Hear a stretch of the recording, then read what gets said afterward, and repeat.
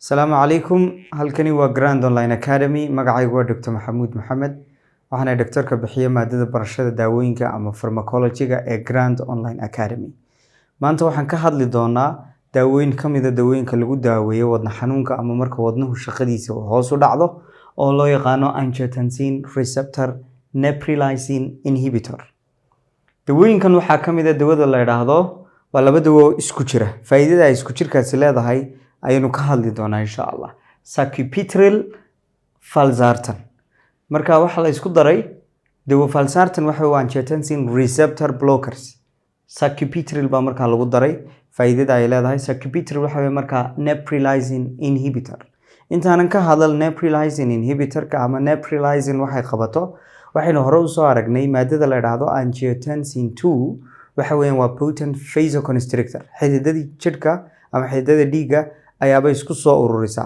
marka hadda xididka isku soo ururiso laba problem way ku keenaysaa qofkii wadna xanuunka lahaa dhiig fara badan baa wadnihi ku soo noqonaya sidaa ogeed wadnihi culays fara badan bay saaraysaa hadii dhiig fara badan ku soo noqdo sidoo kale maxay keenaysaa marka wadnihi culays fara badan koro in muruqii wadnuhu uu weynaado oo uu ku dhaco hypertrophy weynaanshaha muruquna hadda waxay keeni kartaa dhibaatooyin kale oo ay ka mid yihiin marka khalkhal dhinaca conduction systemka ama rhythmkii inuu keeno arrhythmias ay ka yimaadaan in waxa weeye wadnihi si fiican u kala bixi waayo mushkiladahaas ay keenaysaa marka angiotensin 2 ayaabay daawooyinkan angiotensin receptor blockerska ama ACE inhibitorsku angiotensin 2 in la soo saaro ayaabay joojinayaan ama waxay keenayaan receptorkii ay ku dhigi lahayd angiotensin 2 si ay shaqadeeda u qabsato ayaabay ka block gareynayaan haddaba waxa la ogaaday daawooyin cusub oo ay kamid yihiin marka neprilysin inhibitor-kan marka labadan la isku daro in faa'iidooyinkoodu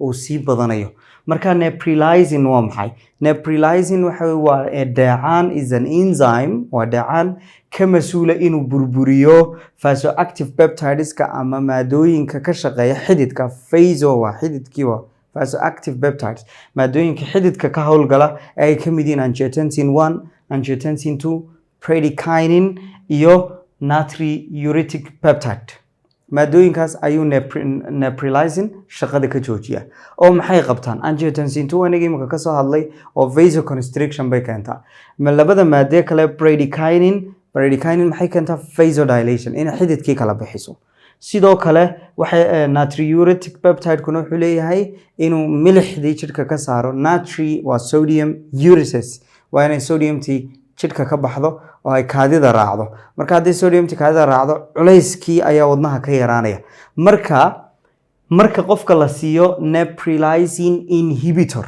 dawadani waxa weeyaan waa neprilysin inhibitor waxay shaqada ka joojinaysaa dheecaankan haddii dheecaankan shaqada laga joojiyo maxaa dhacaya waxa badanaya maadooyinkii uu markii hore isagu inactive-ka ka dhigayay ee uu burburinayay oo maadooyinkaasi maxay yihiin angiotensin 1 angiotensin 2 bradykinin natriuretic peptide marka bradykinin waxay vasodilation bay keenaysaa natriuretic peptide muxuu keenayaa inay kaadidii marka milixdu ay kaadida raacdo marka angiotensin 2 iyadu haddii ay badato faa'iido normal oo maxay keenaysaa vasoconstriction bay keenaysaa dhiig fara badan baa wadnihii ku soo noqonaya culays bay wadnihii saaraysaa marka dhanka faa'iido kama aha marka iyadii yaa inaga xanibaya inaga joojinaya angiotensin receptor blockerska aynu ku darnay ah valsartan ayaa marka angiotensin 2 shaqada ka joojinaysa labada kale laakiin waxay noo leeyihiin effect aynu marka doonayno imika oo bradykinin waxay keentaa vasodilation marka qofku wadna xanuunka qabay vasodilation siduu faa'iido ugu yahay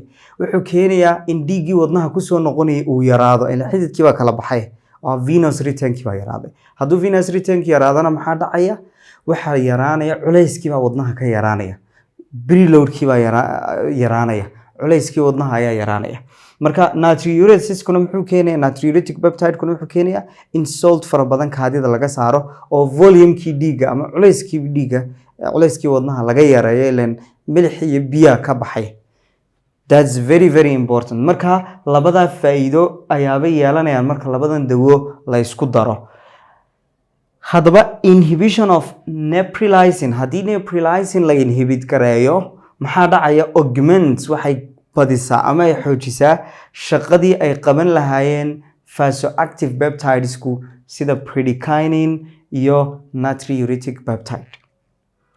dawooyinkan maxaa loo isticmaalaa? What are the indications? dawooyinkan waa dawooyin cusub. maxaa loo isticmaalaa? waxaa loo isticmaalaa symptomatic heart failure with reduced ejection fraction. markuu qofku heart failure qabo, wadnihii talax gabo, ee ejection fractionkii uu yaraado, macnihii dhiiggii wadnaha ka baxaya uu hoos u dhaxo aad u yaraado, wadnihii aanu dhiig badan tuuri karayn uu daalo, ayaa loo isticmaalaa.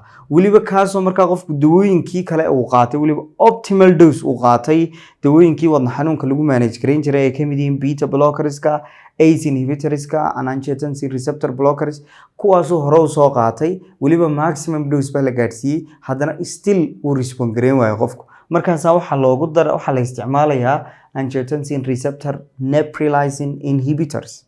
marka kuwaas faa'iidada ay leeyihiin waynagaa soo sheegnay. labada waxay xoojinayaan affectka bradykinin iyo natriuretic peptide oo labaduba volumekii dhiigga yaraynaya. mid venous returnkii ama dhiiggii wadnaha kusoo noqonayay bay ka yaraynaysaa, midna kaadidii bay milix badan raacinaysaa, volumekii bay yaraynaysaa. ujeedada hadafka u dambeeya la leeyahay waxa weeye wadnihii in culayska laga yareeyo, waayo wadnihii waa daalay, waa tabcaan. marka side effectska dawooyinkan ay leeyihiin maxaa ka mid ah? angioedema. sidee angioedemada ku keenayaan? waxaanu nidhi daawooyinkani waxa ay badiyaan maadada la yidhaahdo bradykinin ayaa xiganta. angioedema waa allergic reaction, marka wejigoo barara, airwaygoo mararka qaarkood barara, marka waa halis wey, waa xaalad halis ah. sidaa awgeed hadduu qofku dawooyinka ACE inhibitors oo uu hore usoo qaatay uu ku yeeshay angioedema, dawooyinkan la siin maayo. iyo hypotension, in BB-ga hoos u dhigaan. sababtuna waxa weeyaan bradykinin waxay keenaysaa vasodilation. angiotensin 2 iyo vasoconstriction keeni jirtay marka shaqadeedii la xanibo. angiotensin receptor blockers sida valsartan, taasina vasodilation bay keenaysaa. kaasaa wuxuu keenayaa hypotension.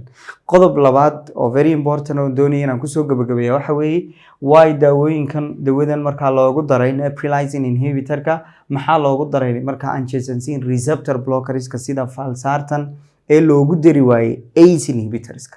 ACE inhibitorska lama raaciyo, waxa ay ku jiraan angiotensin receptor blockerska. sababtuna waxa weeyaan ACE inhibitorska ama dhacaankan ACE-ka la yidhaahdo, angiotensin converting enzyme, oo ay dawooyinka ACE inhibitorsku shaqada ka joojiyaan, wuxuu saameyn ku leeyahay ama uu yareeyaa ama uu xanibaa maadada la yidhaahdo bradykinin.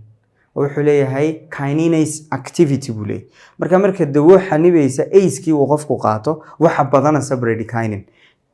dawadana maxay badinaysaa? bradykinin. marka labadooduba affect bay leeyihiin in bradykinin levelka badiyaan. haddii bradykinin badatana waxa badanaya risk of angioedema, allergic reaction, inuu qofku markaa naqasku ku dhago ayay keeni kartaa. marka dawooyinkan waxaa la raaciyaa angiotensin receptor blockerska ayaabay la socdaan. casharkani oo faahfaahsan waxaynu ku dhigan doonaa kalaaska dhexdiisa insha Allah. isqoristu way socotaa, fasalo cusub oo barashada daawooyinka qaab online ah adigoo gurigaaga jooga. sidoo kale ha moogaanin inaad videogan sii baahisaan si uu dad fara badan u gaadho. Assalaamu calaykum.